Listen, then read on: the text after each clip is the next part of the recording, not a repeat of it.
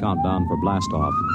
X minus 5, 4, 3, 2, X minus 1, fire.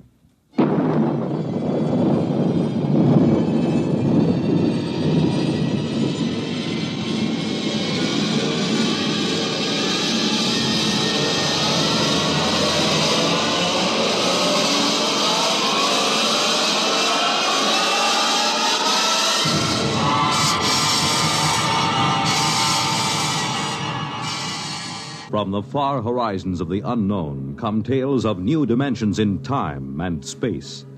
These are stories of the future, adventures in which you'll live in a million, could be years, on 1,000 maybe worlds. The National Broadcasting Company, in cooperation with Galaxy Science Fiction Magazine, presents X minus 1.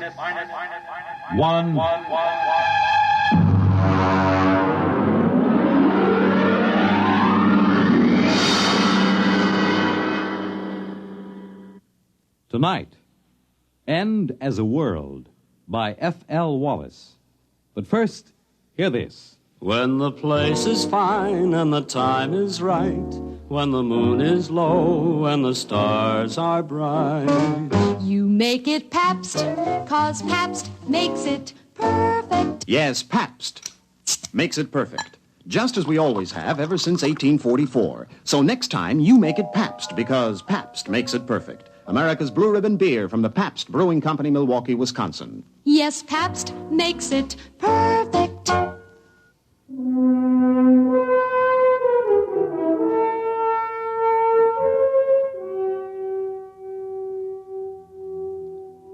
Now, X minus 1 and End as a World.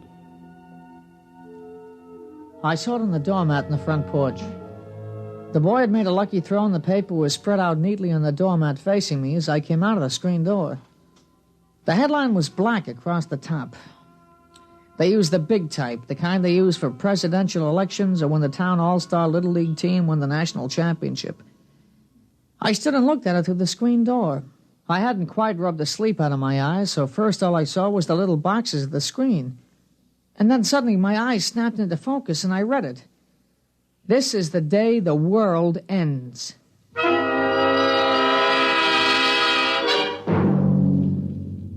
Pete, come in and eat your breakfast. Well, just a minute, Ma. Now, you leave the newspaper alone. You can read it later. Come on now, the eggs are getting cold.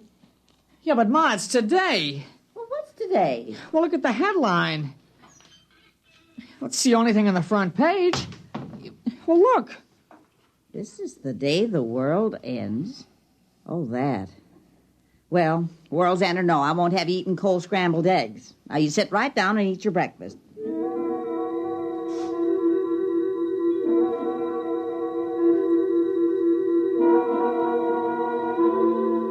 I brought the newspaper into the breakfast table. I turned to the sports page. The Dodgers were winning or losing, I forget which, and UCLA was strong and was going to beat everybody they met that fall. An H-bomb had been tested in the middle of the Pacific, blowing another island off the map, just as if we had islands to spare. Ordinarily, that would be on the front page, but not today. Now, don't get the newspaper in the egg yolk. All right, Ma. Want some toast? Peter, do you want some toast? All right, Ma.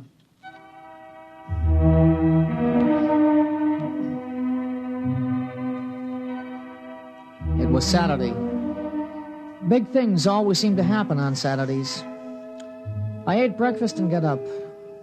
I had the usual things to do, like mowing the lawn, for instance, but I skipped it that day. There wasn't any use mowing a lawn on a day like that. I went out remembering not to slam the door. It wasn't much, but it showed thoughtfulness. I went past the church and looked at the sign that was set diagonally in the corner so it could read from both streets. There it was in big letters, quoting from the papers. This is the day the world ends. Dr. Davidson scheduled a prayer meeting for the calculated time. It was a bright day. People were out walking or just standing looking at the sky. It was too early to look up. Hey, Pete! Pete, here you are! Catch! Here! Hey! Who showed you how to throw a football? Hit! Catch this! Hey, nice pass! Here you are, lateral. I got it. Here, throw me a long one, huh? I'll run out on that button hook. No, look, I don't feel like it, not today. What'll we do? Oh, listen, the new issue of Popular Rocketry came in down at Grover's. Yeah, I saw it. Or we could go down and see Howie. All right. Pete? Peter? Hey, your mother wants you. Yeah, what is it, Ma? Now, don't go too far. I've got some things I want you to do. What? I want you to help me move some trash out of the basement and help me move some of the potted plants around in front. Ma, what's the use of doing things like that on a day like today? Never mind. Now, you come back by 11 o'clock, you hear? No. Come on. Howie's probably down at Grover's. Hey, look at this high hurdle. I'll go right over the sign. Here I go. Olympic star Paul Smithfield.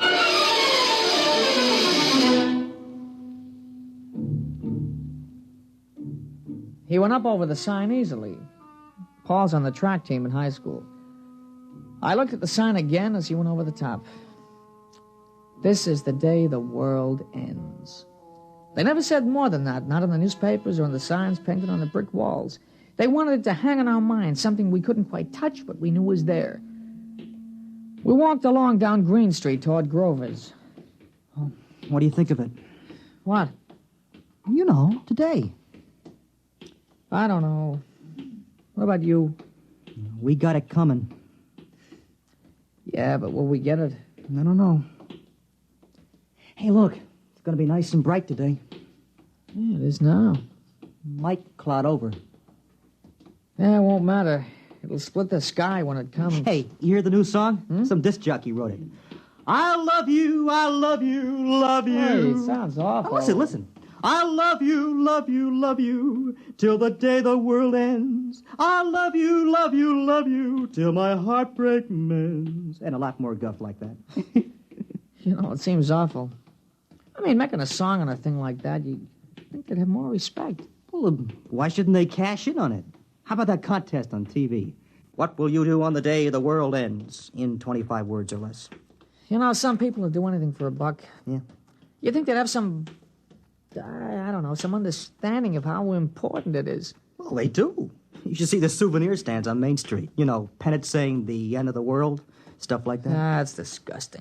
Grover's has an end of the world Sunday. Joey Tripp had one last night. It was really the end. Yeah, he's a pig. Yeah, it sure is. Boy, it was really something. With nuts on top.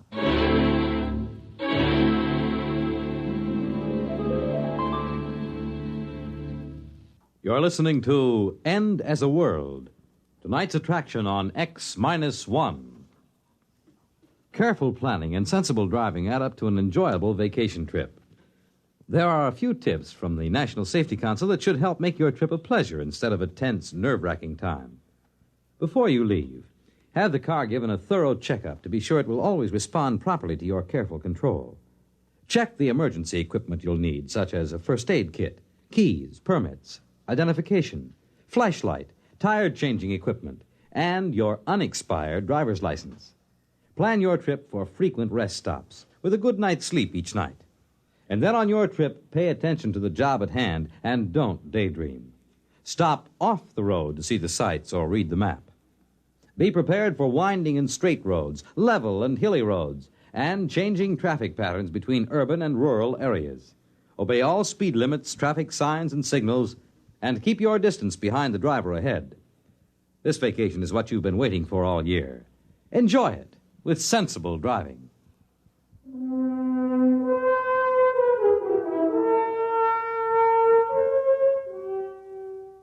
Now back to X-1 and End as a World.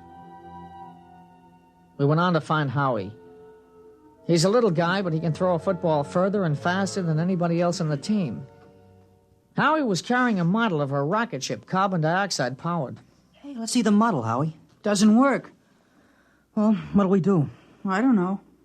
We could play Salugi. No, I left the football over at Pete's. Oh, might as well just sit down on the grass. Okay. Hey, I wonder if it'll really come. Yeah, where will the president watch it from? He should have a good view from the White House. No better than us right here. What about Australia? Will they see it over there? They'll see it all over. Africa, too. And what about the Eskimos? Doesn't matter whether they actually see it or not. It'll come to everyone at the same time. Yeah, how about that? Everybody. Not just in this town, but all over. Wherever there are people and And even where they're not. You know what I keep thinking about? What? I keep thinking about the man who made the H-bomb. I bet he felt silly and spiteful blowing up an island.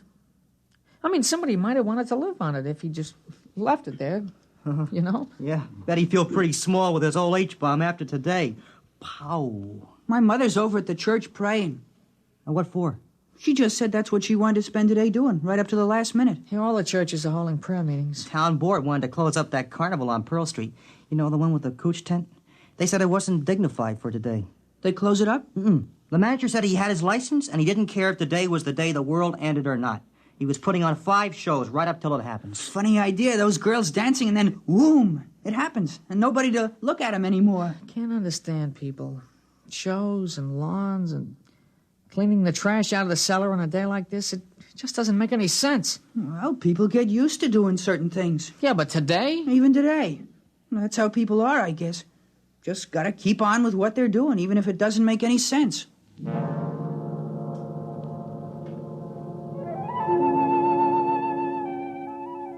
Now, we talked about it for a while, but we talked it out long ago. There was really nothing new we could say. Every once in a while, we'd look up at the sky, but it wasn't going to come until it got here. Finally, I went home for lunch. Now, you sit still and eat your lunch. Oh, Ma. It'll happen without your help. It's going to be all right. You think so? I think so. I'll give you your allowance now. Yeah, but Ma, it's only Saturday. I don't get my allowance Well, until... I'll give it to you today anyway. You might as well spend it this afternoon downtown. Gee, thanks, Ma. All right, I won't keep you over lunch. You can run uptown and watch it from there. Okay, Ma. You gonna go? Of course I'm not. Why should I get into that mob? I can watch it just as well from here.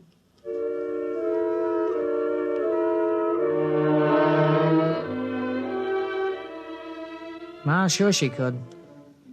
It wasn't the same. Everybody I knew was going to be there. I changed my shirt before I left. I took a rag and wiped the dust from my shoes. I wasn't trying to be fussy or dressed up or anything. I just thought I should do it.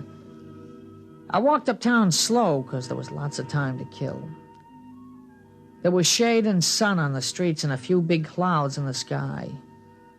I never knew how slow a day could pass. I suppose I should have slept late in the morning and kept busy doing something. Well, this was worse than putting on a uniform and waiting till game time. At least there was a coach on the field to let you know what to do as you ran through the drill. I ran into Paul at the corner of Cross and Chestnut. Hey, you nervous? No. Why should I be? You mean you're not in suspense? If only we had some way of knowing for sure. Radio, maybe. Oh, there's no radio. The calculations have been checked. Yeah, but maybe there's something we forgot or don't know. A lot of things can go wrong. Hi, fellas. Well, hi, Howie. You want to go down to Grover's and get 'em molded? I don't know. Oh, we've still got lots of time. We won't miss anything.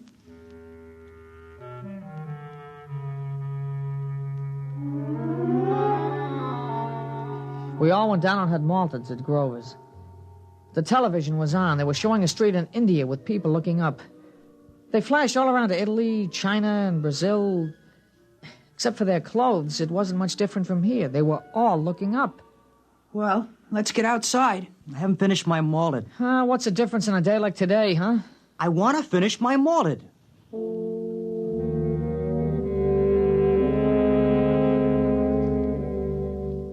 Outside, I noticed there was a slight overcast.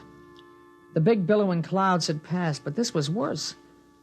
I hoped that it would clear away in time, not that it really mattered. Hey, it's a pretty big crowd for a Saturday, huh? Well, this isn't a usual Saturday. What time is it? I don't know. You got to watch, Paul? No. We can see the clock on the merchant's block from the corner. Come on. Hey, it's Ginny Wexelberg. You see her over there? Hey, how'd you like to spend a day with her? That'll really make it a big day, huh? Oh, you don't need that old Ginny Wexelberg to make this a big day. After today, a blind 15-year-old kid isn't going to seem so important. After today, nothing's going to seem important, huh? Well, there's the clock. We still got plenty of time.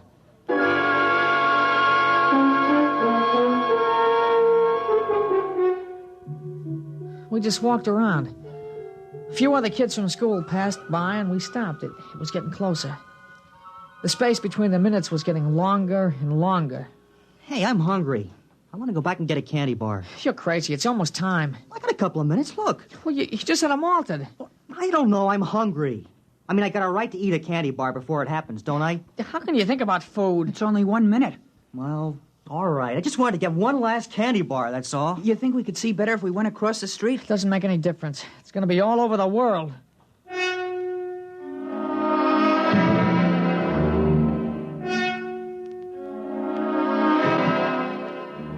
There was still a minute to go, and I kept wondering if there'd been a miscalculation. Now we were all looking up. All over the world, people were looking up. It was quiet. You could hear them breathing. I sneaked a look across the street. Ginny Wexelberg was staring up, and she was crying. I kept wondering why a pretty girl like that should be crying. And then, just as I looked back at the sky, it happened.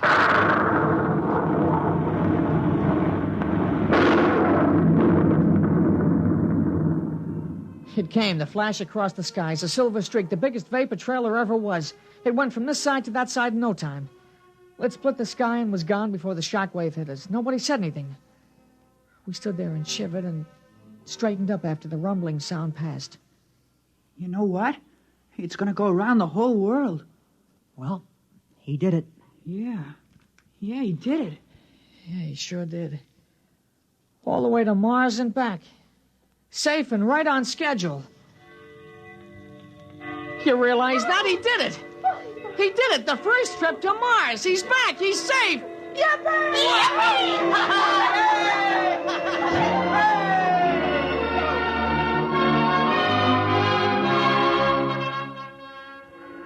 The factory whistles down by the river started blowing. The bells of the Baptist, the Congregationalist, and the Roman Catholic Church were ringing.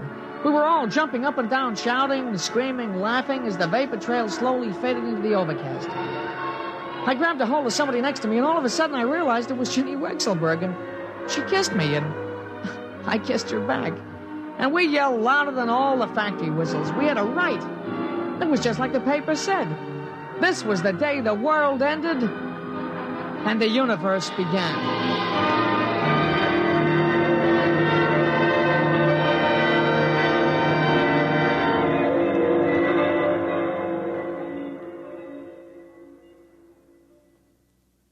This is Fred Collins, and I'll be back with a word about X-1 in a moment. Hi, this is Walter O'Keefe. You know, they say there's nothing new under the sun, and maybe that's true, but there is something new under the moon, and that's Nightline. In Nightline, we think we found the way to use the intimacy as well as the lightning-fast maneuverability of radio in an hour-and-a-half package of high-voltage, different entertainment. We found the way to make the airwaves your magic carpet to wherever big things are happening. Anywhere in the country, for that matter, anywhere in the world. Now, let's say that your favorite comedian is performing at a Las Vegas nightclub. He's packing them in, and you've really got to have connections to get a table. Well, Nightline is that connection, and your radio is your ringside table. More things than you'd believe are happening in the so-called still of the night, and Nightline is your line to exciting entertainment after dark. My feeling is Nightline marks a new era in nighttime entertainment. Tune us in tonight over most of these NBC stations. You have just heard X-1, presented by the National Broadcasting Company in cooperation with Galaxy Science Fiction Magazine, which this month features William Morrison's novelette, The Sly Bunger Hop. To Colmer, it was the chance of a lifetime. He could hear opportunity knock. But where in all creation was the door it knocked upon? Galaxy Magazine on your newsstand today. Tonight, X-1 has brought you End as a World, a story from the pages of Galaxy written by F.L. Wallace and adapted for radio by Ernest Kenoy. Featured in our cast were Jack Grimes as Pete, Larry Robinson as Paul, Peter Fernandez as Howie, and Alice Yorman as the mother. This is Fred Collins speaking. X-1 was directed by Daniel Sutter and is an NBC Radio Network production.